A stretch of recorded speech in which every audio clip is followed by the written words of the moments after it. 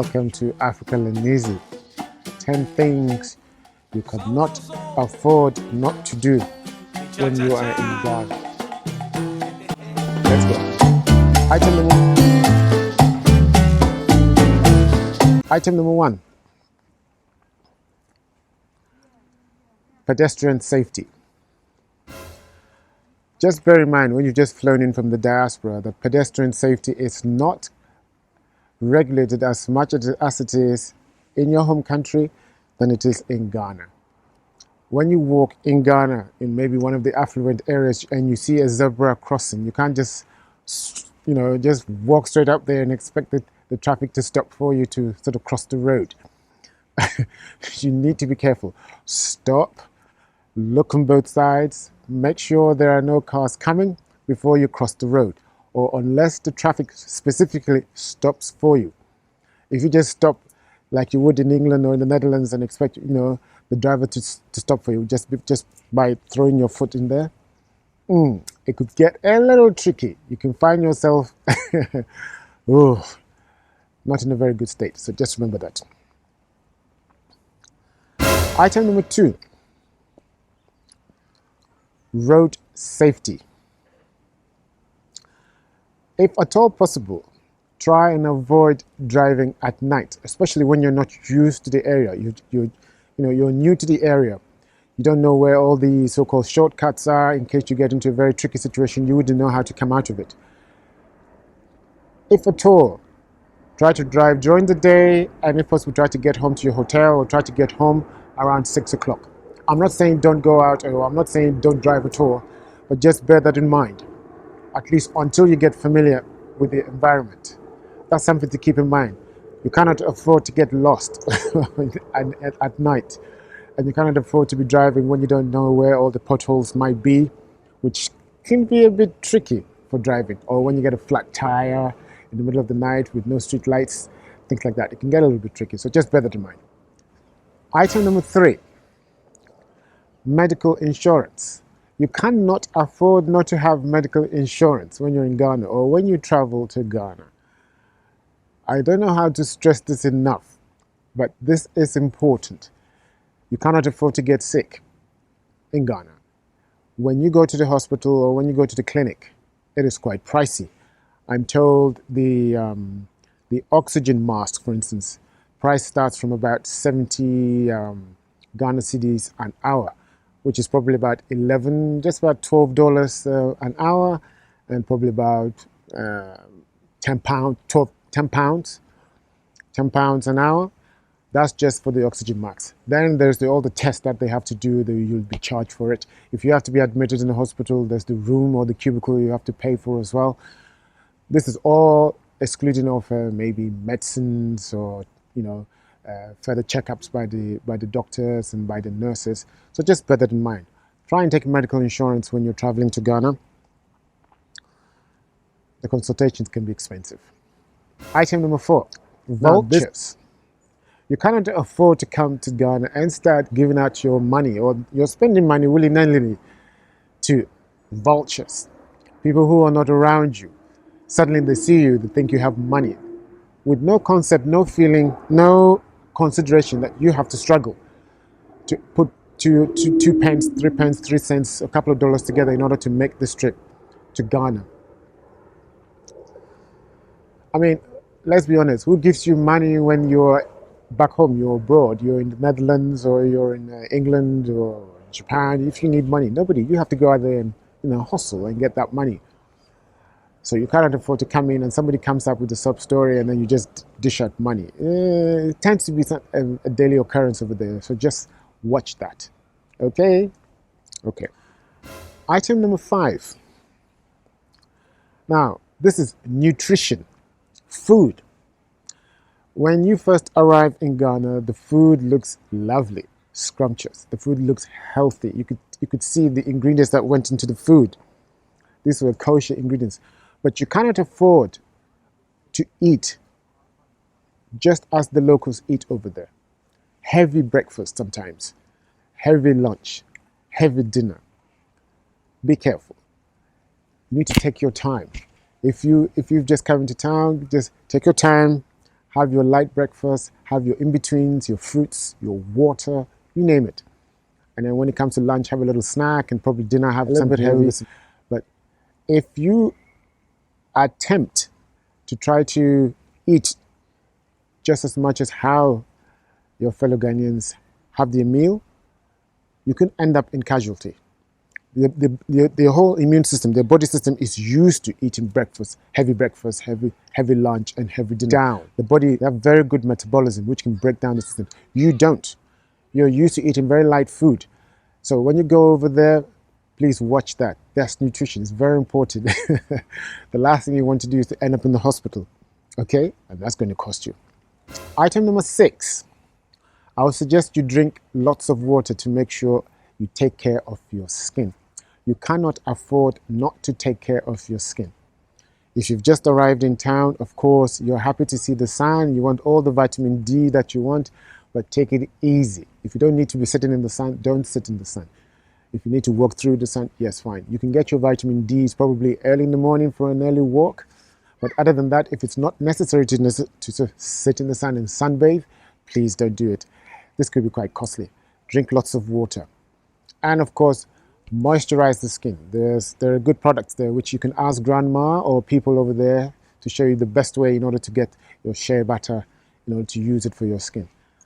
This is really a sidekick, but I would like to make it quite clear, you cannot afford not to take care of your skin, not to hydrate, not to drink lots of water. The skin, if you happen to have a lot of eczema or a lot of dry skin, all that sort of stuff, you know, the Ghanaian doctors, you can visit them. They're very good, very good at prescribing the right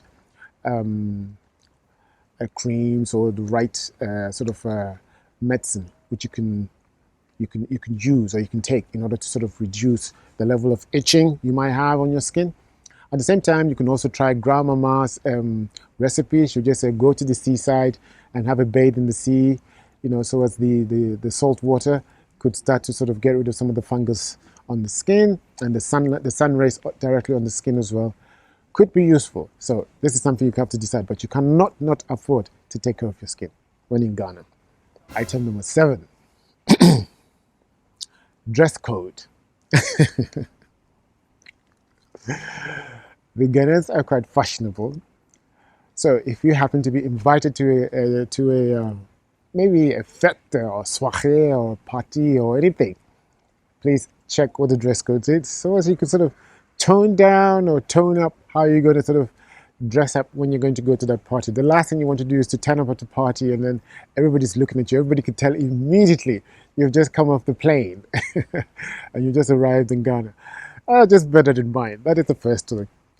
Still talking about dress codes, you know, unless you're traveling, somebody's picking you up, if you have to wear something white, right, just be cautious that as you put on that attire, when you get to your destination, your attire might look completely different. It might be discolored due to the dust. That's the first thing. I'd like to tell you a story. I went to Winneba. On my way back, I took the public transport, which is the trotro. As we got to halfway, there's a place called La Paz, I think. I had to change. And when I got to the next trotro, I got on. When I boarded it, when I sat down, I was asked to shift. Yeah. So I sat next to this lady or this woman who had a basket. And the basket she rested the basket partly on her thigh and mine. So that's my left thigh. As the transport moved, I could feel this drip of water dripping down onto my trousers, onto my leg. The water dripping down further down. I'm not going to mention where. And it was not a very nice feeling. It was very cringy. When I got off, or just as I was getting off of my stop, I realized it was fish. Ugh. So you can imagine the big patch of dark patch when you came out of the trotro. So when you're going to wear white, plan a little bit more, maybe have a bit of an attire with you, and then when you get to your destination or where the event is happening, you can go to the changing rooms and change, and you know, all should be good. All right, there you go. Item number 8. You cannot not afford to have travel insurance when you are in Ghana. So when you're coming to Ghana, the extra £100 or £110 or probably something or even lower, please pay that money to have a peace of mind when you are in Ghana.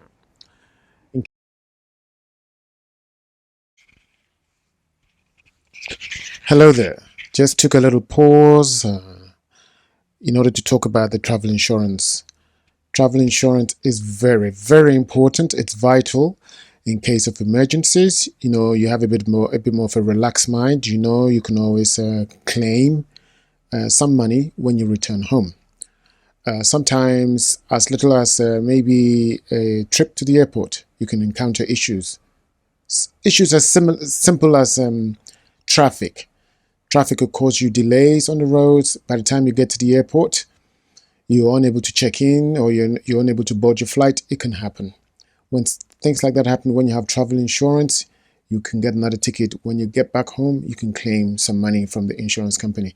Similarly to the medical insurance. As I said earlier, you cannot afford to get ill in Ghana. And when you come into Ghana, when you get ill and you go to the doctors, the prices or the cost can rack up.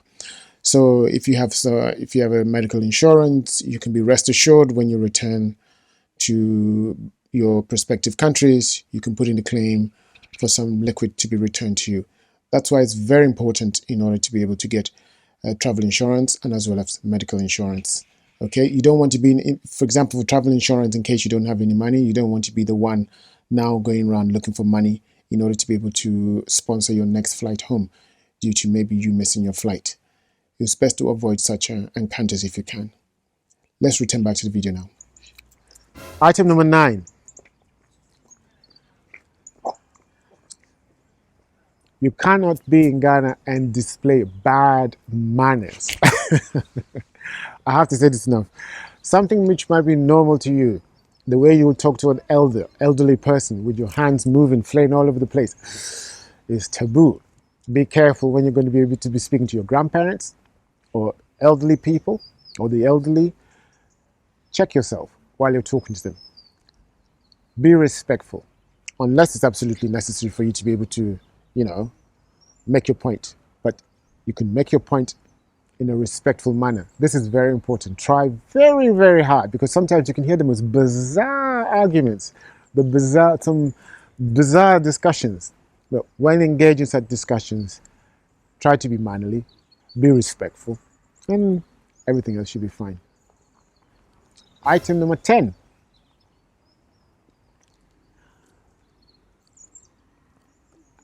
You cannot come to Ghana or go to Ghana and dictate to the people there how to do certain things. Even though you might be right, you have to figure out a way to let them know how the options on getting certain things done. Otherwise, you're going to hear the normal mantra, "Oh, that's not how we do it here." That can drive you crazy. But you need to find a way to circumnavigate it. You need to find a way to get it done. Oh, lastly, as part of the the dress code, to some people, some ladies, although you can walk around, dressed in a certain manner in your home country, it might not always be acceptable to dress like that in Ghana. So look around, see how the people dress, and try and conform. It would not be nice for you to go in there and start to dictate to them as to how best to dress. You can walk around the way you want. You can wear your short attire. You can go to an invitation to a wedding or anything with your dress, with your cleavage all showing all the way to your belly button and stuff like that. Whoa. Just just moderate it a little bit here, a little bit there, just to avoid unnecessary attention. That's it. I hope this was useful. Don't forget to share, to like, to subscribe. If you have any comments, leave them below, and let's keep the channel going. Thanks for watching. Until our next time, bye. Sabroso, señoras y señores. Este es un baile que se llama cha-cha-cha. ¿Cómo es?